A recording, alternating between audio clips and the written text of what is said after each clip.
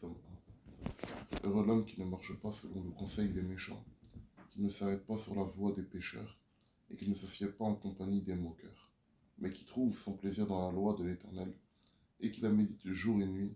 Il est comme un arbre planté près d'un courant d'eau, qui donne son fruit en sa saison, et dont le feuillage ne flétrit point. Tout ce qu'il fait lui réussit. Amen. Amen. Amen. Que vraiment le nom du Seigneur soit béni. Que le nom du Seigneur soit béni. Amen. Ce qui va nous intéresser ce matin, c'est du verset 1 au verset 3. Amen. Pourquoi? Parce que c'est la part de ceux qui marchent dans les voies du Seigneur qui nous intéresse. Amen. Amen. Et ce matin, nous devons savoir que si nous agissons seulement, nous marchons seulement dans ces voies du verset 1 au verset 3, la finalité, c'est la réussite. Amen. Amen. La finalité, c'est l'élévation. La finalité, c'est la gloire. Amen. Amen. Et ce n'est pas une gloire comme l'humanité la donne. Non. Non. Un jour, les hommes t'élèvent et un jour, ils t'abandonnent. Amen. Un jour, ils te donnent et un jour, ils te reprennent. Non, ce que Dieu te donne, il ne te le reprend jamais. Amen. Amen. Et tu demeures avec cette gloire jusqu'à ta mort. Amen. Amen. Ici, il y a des codes dans ce passage. Et la Bible ne ment pas. Amen. Amen. La parole de Dieu ne ment pas. La Bible nous dit ce matin, celui qui médite la parole de Dieu jour et nuit, il est comme un arbre planté près d'un courant d'eau. Amen. Amen. Ça fait des années, des décennies que nous pouvons prêcher cette parole, nous pouvons la lire. Mais quand on va en profondeur, effectivement, celui qui n'écoute pas les conseils des méchants, c'est-à-dire les gens qui ne craignent pas Dieu, mais vraiment qui s'appuient sur la parole de Dieu et qui en fait vraiment son bouclier, Dieu le remplit de sa grâce. Amen. Dieu le remplit d'une eau intarissable. Et cette eau-là, qu'est-ce qu'elle fait dans ta vie? Elle arrose tout simplement la terre qui est desséchée. Amen. Qui est sec. Amen. Et elle dessèche cette terre. Et elle la fait reverdir. Amen. Donc c'est-à-dire que dans ta vie, tu produiras du fruit. Amen. Et il dit que nous sommes comme un arbre planté près d'un courant d'eau qui donne son fruit à sa saison. Amen. Dans la vie d'un être humain, il y a plusieurs saisons. Il y a la saison de bénédiction. Il y a la saison des épreuves.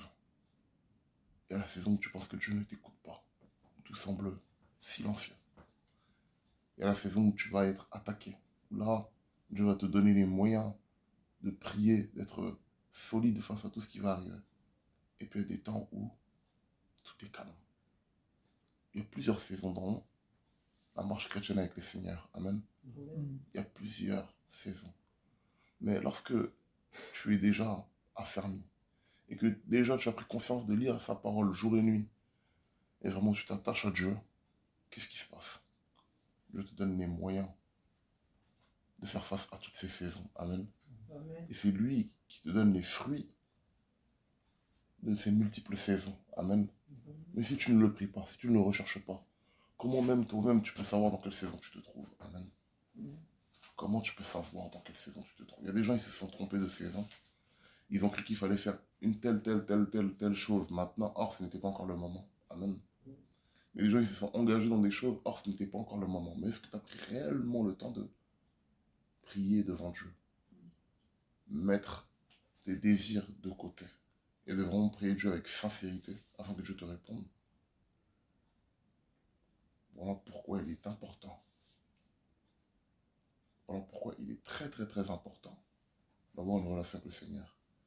La Bible nous dit, premièrement, heureux l'homme qui ne marche pas selon le conseil des méchants. Donc déjà, la Bible nous dit on ne doit pas être avec les méchants. C'est de 1. De 2, la Bible nous dit que celui qui médite la parole de Dieu jour et nuit, il est comme un arbre planté près d'un courant d'eau. Le courant d'eau, nous savons que c'est le Saint-Esprit. Donc le Saint-Esprit, c'est lui qui va te conduire. Amen. Ça, c'est la deuxième étape.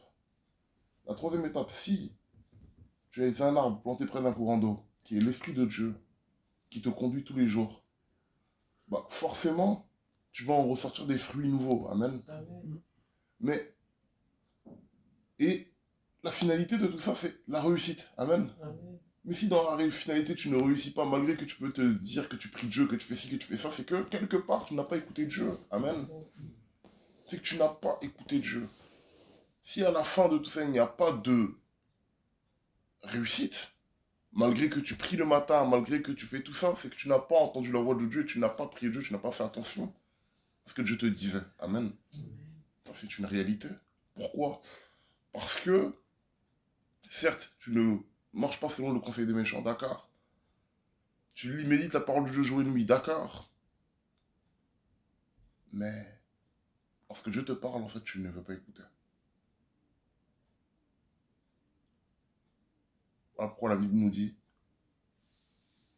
l'obéissance vaut mieux que les sacrifices. Amen. L'obéissance, c'est une vertu. C'est la plus grande même des vertus de l'obéissance. Amen. Tu peux louer Dieu, tu peux adorer Dieu, tu peux faire tout ce que tu veux. Mais si tu ne l'obéis pas, si tu ne l'entends pas, si tu ne veux pas l'écouter lorsqu'il te parle, la finalité c'est que tu ne réussiras pas. Voilà pourquoi cette parole-là, du verset 1 au verset 3, elle a des codes. Et ces codes-là qui sont établis sont dans un ordre précis. Amen. Amen. Si tu n'écoutes pas le conseil des méchants, si tu n'écoutes pas le conseil des méchants, automatiquement, c'est que tu écoutes les conseils de quelqu'un d'autre. Et il n'y a pas 3 camps sur cette terre. Amen. Il n'y en a que 2. Soit tu es dans le mal, soit tu es dans le bien. Donc si tu n'écoutes pas les conseils des méchants, c'est que tu écoutes les conseils des gens de bonne vie. Amen. Dont les enfants de Dieu. Amen. Et si tu écoutes les conseils des enfants de Dieu, ça va t'emmener à prier. Donc tu méditeras la parole de Dieu jour et nuit. Amen. Amen. Et si tu médites la parole de Dieu jour et nuit, l'Esprit de Dieu, ton esprit, ton corps et ton âme seront en connexion avec l'Esprit de Dieu. Donc toutes tes œuvres, tout ce que tu vas faire sera en fonction de ce que Dieu lui veut dans ta vie. Amen. Amen. Et lui, il te donnera toutes les armes pour combattre contre tout ce qui arrivera dans ta vie, car Dieu connaît la fin avant son commencement. Amen. Alléluia. Amen. Et tout ce que tu feras te réussira. Amen. Amen. Voilà pourquoi je me suis arrêté au verset 3, parce que c'est ça, le principal. Amen. Amen. C'est ça, ce qui nous concerne. Amen, ce matin. Prenons les choses de Dieu à cœur. Méditons sa parole jour et nuit. Amen. Amen. Faisons ce qui est juste devant Dieu. Mais ne soyons pas avec des gens de mauvaise vie. Ne soyons pas avec des gens qui ne glorifient pas Dieu. Dieu nous dit ici dans sa parole de trouver notre plaisir dans la loi. Amen. Dans sa loi, dans ses ordonnances. Et normalement, tout ce que nous faisons doit nous réussir. Amen. Il ne doit avoir aucun obstacle. Aucune chose qui se dressera contre nous, car l'éternel Dieu est avec nous. Amen. Amen. Cette parole a été écrite dans l'Ancien Testament, alors à plus forte raison dans le Nouveau Testament, dans la Nouvelle Alliance, dont nous sommes. La grâce, amen. Nous devons tout écraser devant nous. Tout ce que nous avons commencé comme projet, Dieu est au bout pour notre réussite. Amen. Amen. Que le nom du Seigneur soit béni ce matin. Je veux s'adresser à quelqu'un ce matin. Et oui, tout simplement de le consulter, réellement le consulter. Avant qu'on puisse faire une chose qui soit regrettable pour nous, mais de le consulter. Combien de gens qui ont consulté Dieu, mais qui n'ont pas été sincères avec lui? Ils l'ont consulté, mais ils avaient déjà fait leur choix. Que ce soit dans une école, que ce soit pour quitter le pays, que ce soit pour le mariage, pour pas mal de choses. Est-ce que tu es certain que là où tu es, c'est la volonté de Dieu? Amen. Et c'est vraiment ça que nous devons rechercher. Et c'est alors que là, tu auras le succès. Mais quand tu es sur une mauvaise voie, et tu vois que la voie où tu te trouves, tout t'emmène dans le trou, au bout d'un moment, il faut te réveiller. Amen. Au bout d'un moment, il faut te réveiller. Il faut te réveiller. Il faut te réveiller. Car oui, tu pries. Car oui, tu ne sais pas le conseil des méchants. Car oui, tu médites la parole de Dieu jour et nuit. Car oui, tu es comme un arbre planté près d'un courant d'eau. Mais est-ce que tu entends la voix de Dieu qui te parle ce matin? Amen. Est-ce que tu entends cette voix qui te dit non, mon fils, c'est pas cette voix-là.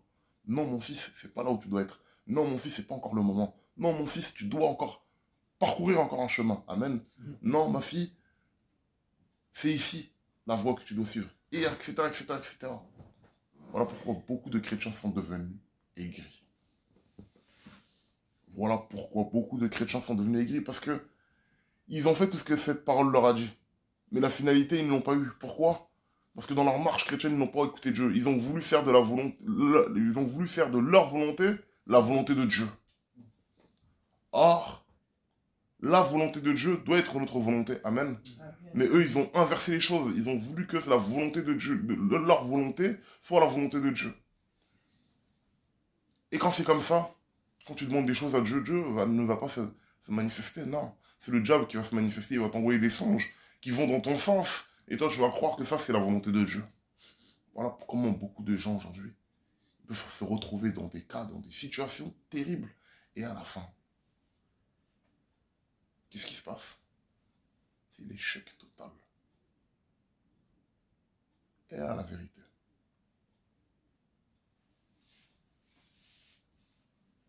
Et là, la vérité. Mais ce matin, Dieu veut nous rattraper. Amen. Amen. Je ne veux pas que nous sombrons. Amen. Je veux tout simplement que nous soyons ses fils et ses filles qui l'honorons et qui l'écoutons à chaque instant. Amen. Amen.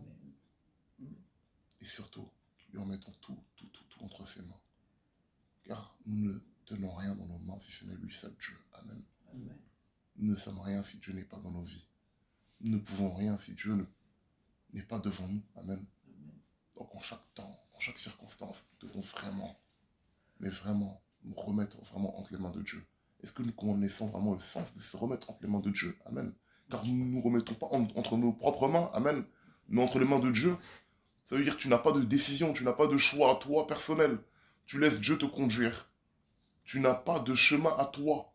Tu n'as pas de décision à toi. Tu ne contestes pas avec Dieu. Non, c'est Dieu lui seul qui te guidera. Amen. Est-ce que tu es prêt à cela? Et là, la réalité. Combien de gens qui sont entrés dans des compromissions parce qu'ils voulaient telle chose. Et au final, la finalité, ça a été l'échec total. Pourquoi? Parce qu'ils n'ont pas écouté la voix de l'Éternel. Amen. Et ce matin, Dieu nous dit de vraiment l'écouter. Dans tous les sens du terme. Dans tout, l'écouter. Que vraiment le nom du Seigneur soit béni. Et que la gloire lui revienne.